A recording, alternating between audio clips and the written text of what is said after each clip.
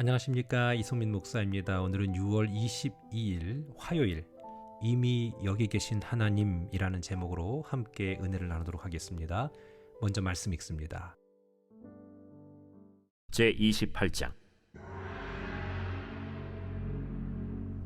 야곱이 브엘세바에서 떠나 하란으로 향하여 가더니 한 곳에 이르러는 해가 진지라. 거기서 유숙하려고 그곳에 한 돌을 가져다가 베개로 삼고 거기 누워 자더니 꿈에 본즉 사닥다리가 땅 위에 서 있는데 그 꼭대기가 하늘에 닿았고, 또 본즉 하나님의 사자들이 그 위에서 오르락내리락하고, 또 본즉 여호와께서 그 위에 서서 이르시되, 나는 여호와니 너의 조부 아브라함의 하나님이요 이삭의 하나님이라.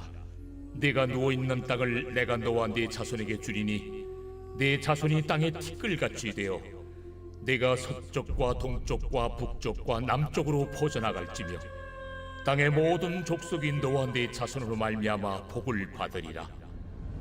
내가 너와 함께 있어 네가 어디로 가든지 너를 지키며 너를 이끌어 이 땅으로 돌아오게 할지라. 내가 네게 허락한 것을 다 이루기까지 너를 떠나지 아니하리라. 오늘 10절은 드디어 야곱이 브엘세바에서 떠나서 하란으로 향합니다. 엄마와 아버지, 가장 사랑하는 부모님을 이제 떠나서 혼자 가야 합니다. 얼마나 외로웠을까요? 그리고 얼마나 두려웠을까요? 종들을 다 대동하고 그 다음에 바디가드를 다 대동하고 가는 게 아니라 외로운 여정이 됩니다. 여러분, 삶은요 결국 혼자예요. 결국 홀로 걸어가야 되는 거예요. 그럴 때 극도의 외로움을 느끼죠.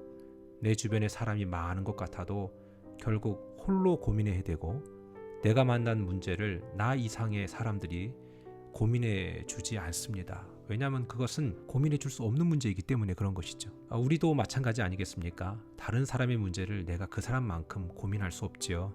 그 사람만큼 힘들 수 없죠. 결국 인생은, 삶은 홀로 가는 것입니다. 자, 그런데 야곱에게 있어서는 그 홀로의 개념이 결코 외로움만은 아니었습니다. 왜냐하면 하나님이 함께 하신다는 것을 믿었기 때문이죠.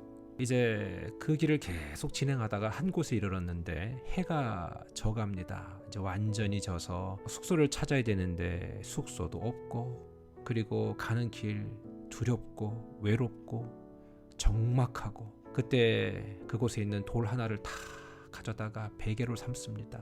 잠은 자야 되잖아요. 그리고 피곤하니까 돌베개로 탁 잠을 잡니다. 그리고 사막의 기후는 아시다시피 낮에는 무척 덥지요. 하지만 밤에는 춥습니다. 낮에 달궈진 돌을 이제 베개 삼아서 잠을 청하다가 갑자기 꿈을 꾸게 됩니다. 말씀드렸죠? 순종의 현장에서 꾸는 꿈은 의미가 있고 메시지가 있지만, 불순종이나 아니면 그다지 그렇게 하나님께 집중하지 않는 삶이 꿈을 꾸는 건 그냥 잡꿈이에요. 그거를 그렇게 의미를 둘 필요는 없어요. 자, 그런데 하나님께 늘 집중하고 순종을 선택하려는 이 야곱의 삶에 나타난 꿈은 뭡니까? 꿈에 사닥다리가 나타나는 거예요. 그 사닥다리가 땅으로부터 저기 하늘 꼭대기까지 다 있다라고 얘기했는데, 여기서 사닥다리라는 것이 히브리어로 술람이라고 있습니다. 그런데 이게 들어올리다라는 이 살람이라는 단어에서 유래한 거거든요. 이게 무슨 뜻인 줄 아세요? 그러니까 우리가 이해하는 그냥 레더, 즉 사다리가 아니에요. 어떤 분은 이걸 하나의 큰 계단으로 보는 분도 계시고요. 마치 그 피라밋의 그 큰 계단처럼.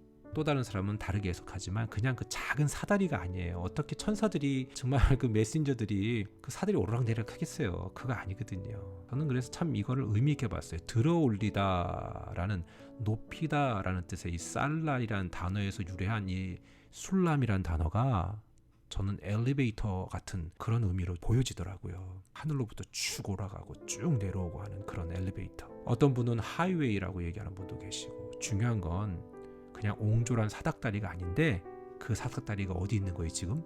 바로 야곱이 돌 베개를 베고 자는 그 현장으로부터 연결된 거예요. 여러분, 우리가 중요한 건 순종이라고 얘기했어요. 순종하는 사람은요, 어디 있는지 그게 중요한 거 아니에요. 누구랑 함께 있는지 중요한 거 아니에요. 혼자 있으면 어때요? 하나님과 함께 한다면 그것은 결코 혼자가 아니에요. 이미 여기 계신 하나님이거든요. 꿈에 봤다라는 것은 의미가 있어요. 순종의 현장에서 보는 꿈은 의미가 있어요.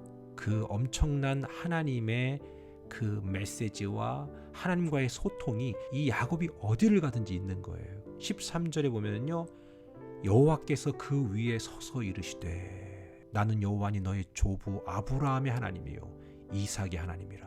그러니까 뭐냐면 계속해서 내가 믿고 있는 이 하나님은 내 부모의 하나님, 그와 함께 하신 그 하나님, 할아버지, 고조, 증조 이렇게 이런 할아버지 세대, 그러니까 믿음의 계승이 일어나는 그 중요함을 얘기해 주면서 너가 어디에 있든지 나는 그 하나님으로 너에게도 작용할 것이다.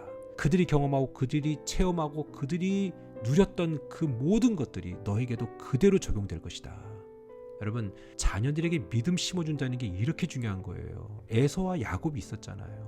그 두 자녀 중에서도 야곱이 그 믿음을 계승한 거예요. 우리의 자녀들이 모두 다 그렇게 되면 얼마나 좋겠습니까마는 그래도 믿음의 계보, 믿음의 승계가 이루어지는 그런 삶이 얼마나 중요해요. 그러면 그들이 어디를 가든 하나님의 인도하심을 깨닫고 경험하고 믿고 신뢰하고 가는 삶이 되는 거예요.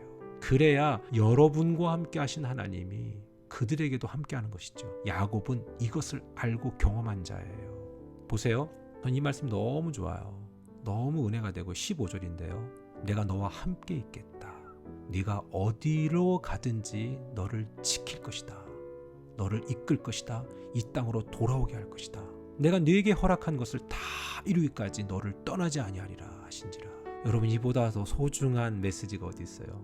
저는요, 저와 여러분의 하나님이 정말 여러분이 어디를 가든지 어디에 있든지 함께 하심을 믿고 그 영향력이 계속해서 확장되어져서 진정 하나님과 함께 동행함으로 말미암아 우리를 떠나지 아니하시는 그 하나님의 손길이 매일마다 날마다 우리를 붙드시고 심지어 우리 후손들까지 자손들까지 붙드시는 놀라운 기적이 있기를, 이미 여기 계신 하나님을 경험한 세대가 연이어지기를 주님의 이름으로 축복합니다.